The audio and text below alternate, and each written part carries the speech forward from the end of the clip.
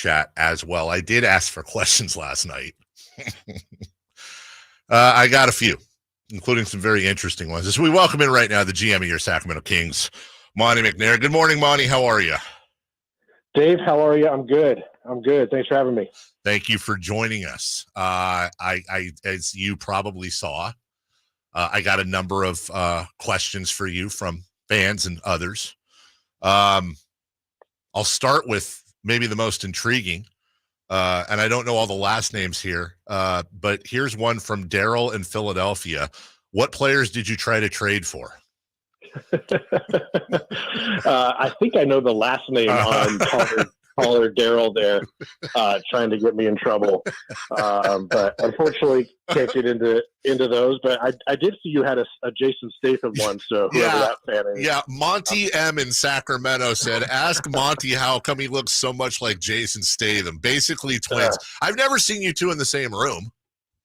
Yeah, that's it. Fair point. So everybody can draw their own conclusions. If you, and yes, that was Monty's old friend Daryl Morey trying to get him in trouble. And no, it is not no fine day in the NBA. It's always there. Monty, if you looked at the replies, though, this is the truth. I said this earlier. Only Kings fans. We've got a trade deadline. We've got a contending team. We've got all kinds of basketball questions, and we'll get to those. But I would say you're a stats guy. You're an Ivy League guy. About 70% of the questions are all vest related. People want answers. They want to know. We'll start here.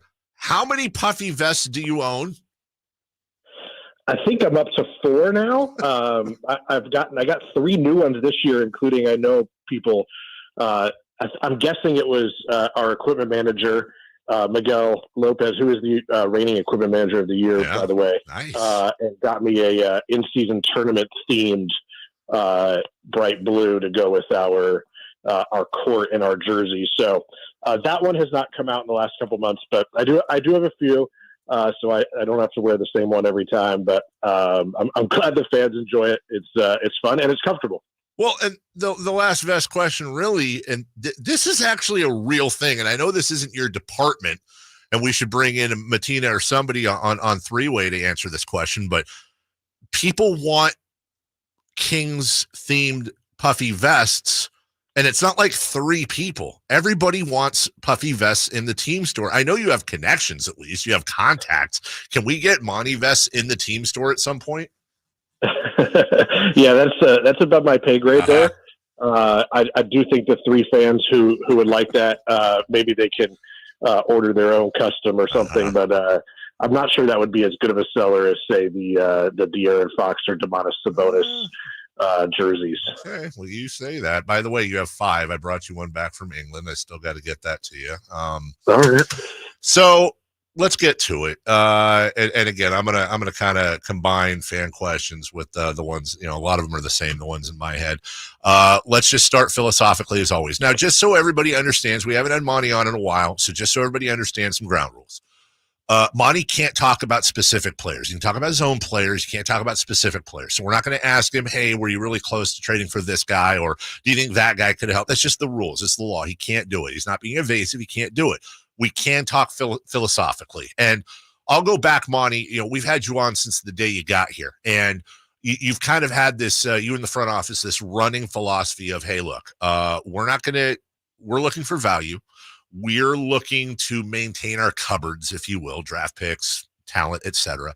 And we want to be ready to pounce. And about the time that people were saying, Monty, you're never going to do anything, you exploded the whole NBA world and traded for Domantas Sabonis. A couple years have passed, couple of trade deadlines with the exception of Kessler Edwards and the vaunted Robin Lopez career here in Sacramento. Hasn't been a lot of movement at the trade deadline. So same philosophy, same goal. We still the same place, value, all that stuff. Yeah, absolutely. And I think the big picture philosophy is still there, which is we want to long term. We want to be in the playoffs. We want a nice long run in the playoffs. At the same time, we don't want to be a first round exit every time. So we also want to advance and compete in the playoffs, which, despite, I think some good things last year, we didn't reach that goal, losing in 7 as we all know. So for us, we're always pounding the pavement and looking at those things. At the same time, I think credit to our group, our coaches, our guys. We've got a lot of good players here. We were able to retain a lot of them this past off season, which I know doesn't sound like something new, but we had some key free agents, and being able to bring them back and keep them in the fold is a lot like a retention. But at the same time, we have high expectations. I think one thing we're seeing this year, I believe we're on a similar win pace as last year. Same. The West is deeper and tougher this year, and 48 wins is not going to get the 3 seed this year, and so we know that we're gonna have to play these last 30 games and get ourselves into a seeding position. Top 6 is a goal for sure. Avoid the play-in. If we have to go the play-in route, we will. I think if we can get a game in Golden One Center, that's a huge advantage to us. We don't want to go that route, but we'll get in any way we can, and then I think we can make some noise. That said, if we don't, we're unable to get to where we want. This summer and going forward, we're going to have to look and potentially use some of that flexibility, some of those assets to look for upgrades. So we're always looking at both, but I do think credit to our group that we're in a position where keeping this group together is an option, and some teams don't have that option and kind of have to figure something else out. And it's nice to be there. At the same time, we know where we got to go, and if we're not getting there, we're going to have to do something.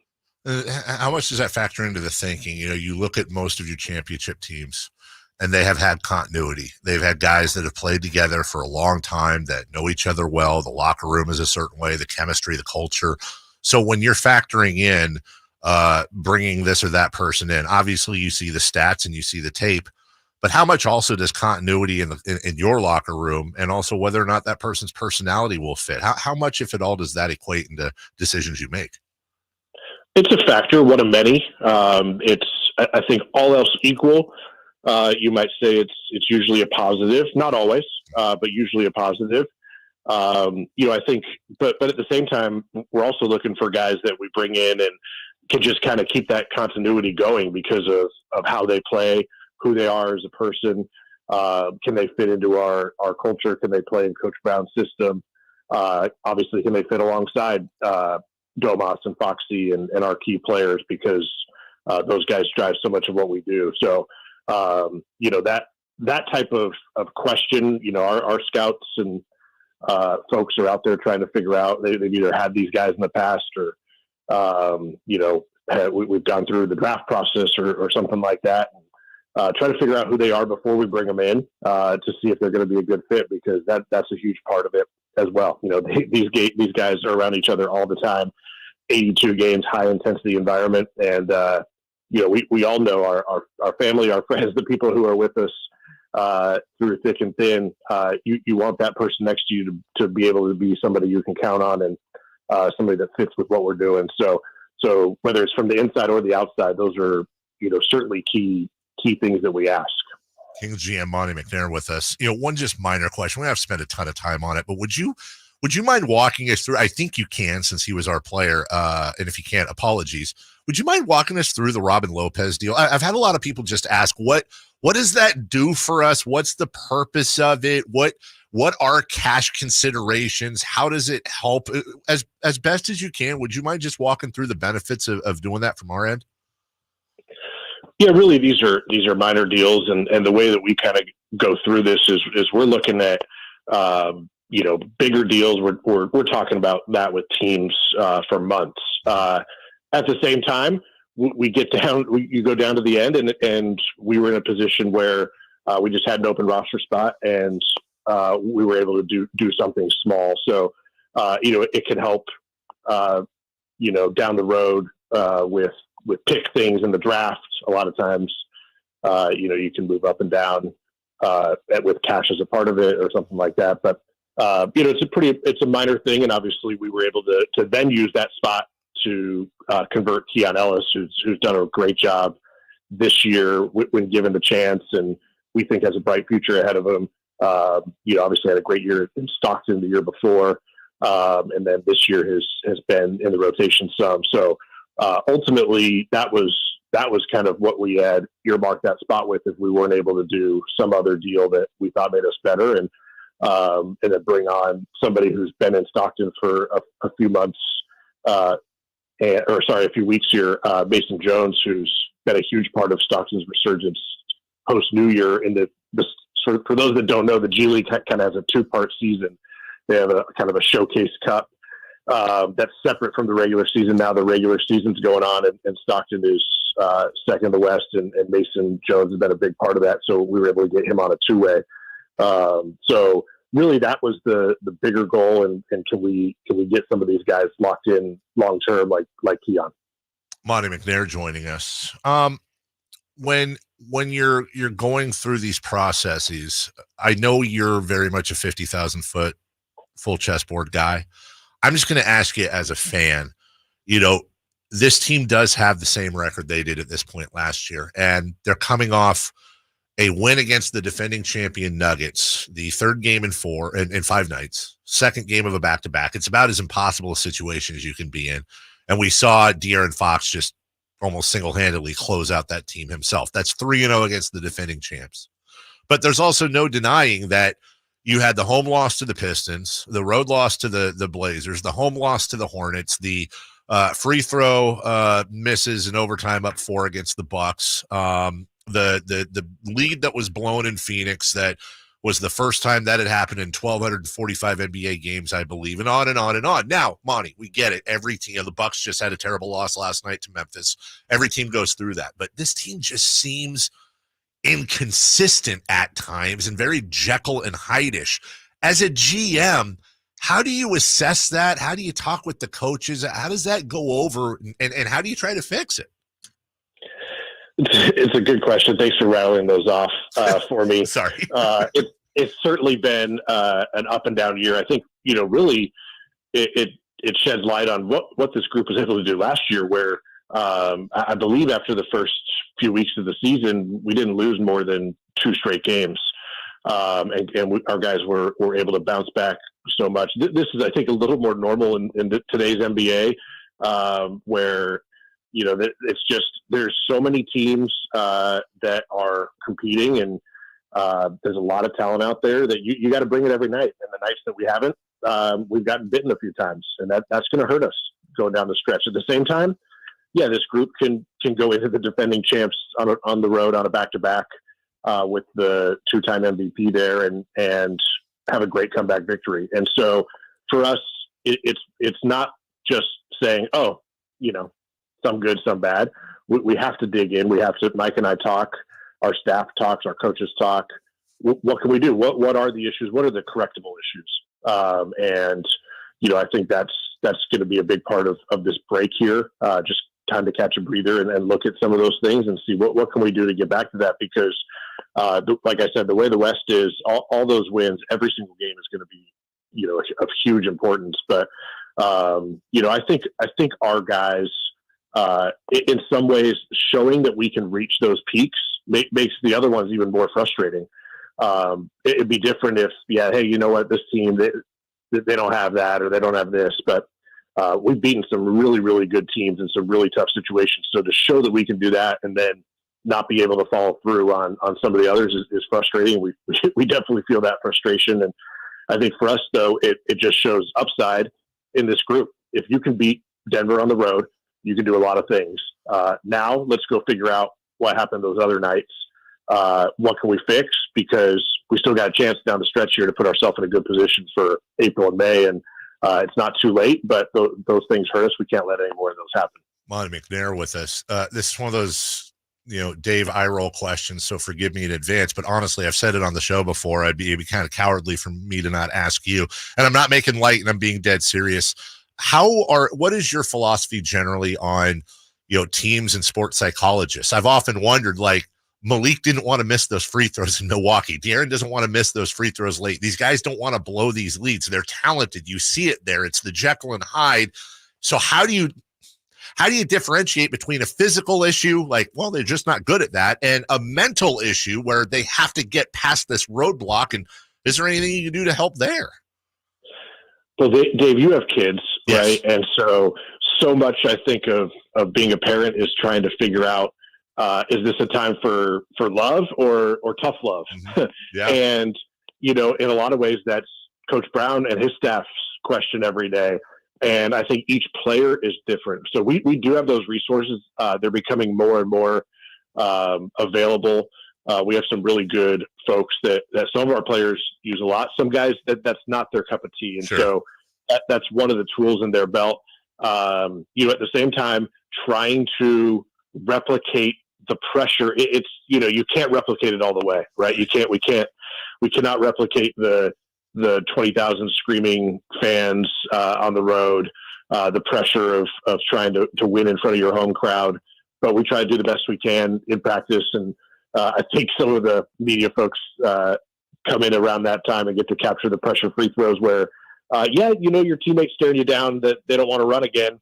That's, certainly not the same pressure, but we try to do those things on the free throws. But so much of what I think makes Mike a great coach is his ability to correct the things that need to be corrected, but figure out the times that, this guy just needs confidence. He needs a hug.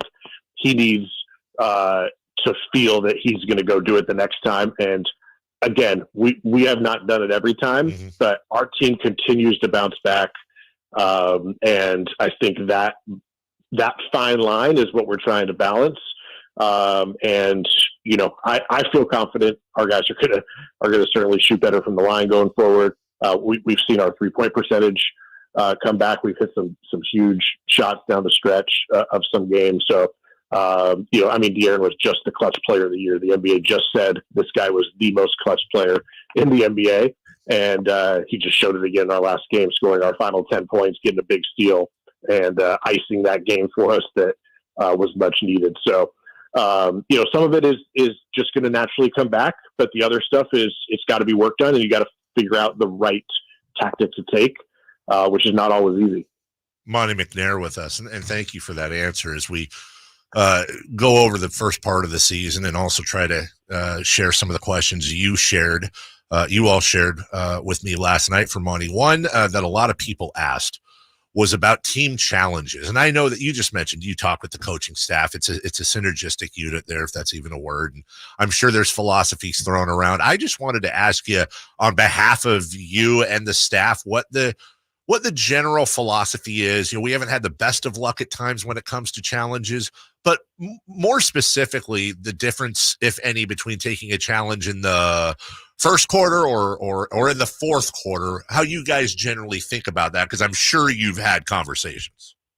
Yeah, I think the biggest thing that I've told Mike and the staff is we want you to be aggressive. You cannot carry these challenges over to the next game. I've given the analogy of a closer, right? A closer you can save. If he hasn't pitched in the ninth inning, maybe that means he can pitch the next game or the next two games. So there's an advantage to maybe saving it. In this case, the challenge goes away. So, I think there's a lot of people that want us to save it to the end, but we've given them the green light to, especially with the two challenge option. If you win your first, you get your second now. Be aggressive. At the same time, Mike even admitted, I think one of them, he got a little jumpy and did a little early. Right. So we're always refining that and figuring out like, okay, what was this? Was this an error? Was this something that we just got to live with? And so I think while maybe our percentage isn't great as far as challenges won over challenges made, for us the denominator is games, because not using a challenge is the same as losing one. So I think we're about middle of the pack in challenges won, and that's more of a key metric for us. At the same time, what I want people to understand is sometimes you have maybe 3 or 4 seconds until the ball is handed in. It is very, very tough with how fast and how quick they have to make a decision. And our guys, I know Luke Laux is kind of the coordinator behind the bench. He does a great job. We have other guys watching video. We have at home, we get the Jumbotron replays a lot of times. And Robbie Lemons, our analytics coach, is trying to make sure time of game, timeout, foul situation, all those things factor in. You got 5 seconds to do that. So we have a lot of rules of thumb to help with that. But certainly I think some areas we can clean up, but I love the aggression. in general. And for us, it's just how many times can we win a challenge? How many times can we win a big challenge? Because some of these are 2 or 3 point swings, and you should do it even if it's less than 50-50 because it's such a big swing in the game. Or maybe it's a key player's 5th foul, and this can keep him in the game, and he can play 5 more minutes. So, I think the top line, like success percentage, certainly we'd love to get that up, but I think for us the aggression is the key point, and we want Mike to continue to do that. And I think overall our group's done a great job doing that. We want to get back. I think last year we were top 5 in the league in challenges won, and so we want to get back there. Wrapping up with Kings GM Monte McNair. One question I was, again, just generally, Monte, when you came in, you had the big long playoff drought. Now it looks like, who knows, play in playoffs, hopefully, whatever. It'll be 2 straight, knock on wood, postseason years and going. And I'm curious, just from a general standpoint, have you noticed any correlation, or has there been any correlation between the continued success and relevance of the Kings and how free agents, how agents, how other players, when you're able to even talk about acquiring or bringing anyone here, does it make a difference when the team is fun, when the team is successful, when you're lighting the beam, when you're on national TV more? We as fans often think it does and wonder, but as somebody who sits in the seat, is your job easier from a recruiting aspect, and has it been noticeably easier since the team got better?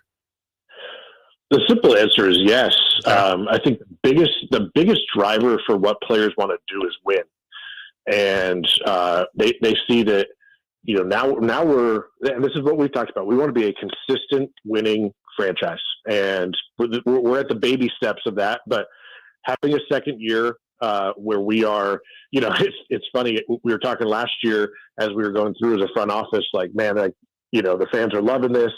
How quickly till it's not good enough, and the answer is less than a year. And in a lot of ways, we love that because very quickly a playoff berth is just not good enough, and we want to advance. So I love that the fans do that. But for us, it's we got to be able to continue to bring in talent throughout. And I think playing for Coach Brown, playing with guys like Foxy and Domas and Keegan and on, those guys, players want to play with those guys. Players want to win. They want to be a part of something special, which I think we're building here. I think we've seen that with some recent things where we've been competing with other teams on guys, and we're able to bring them back. I think both Harrison and Trey Lyles and some of the others we brought back had great comments last summer about they want to be here.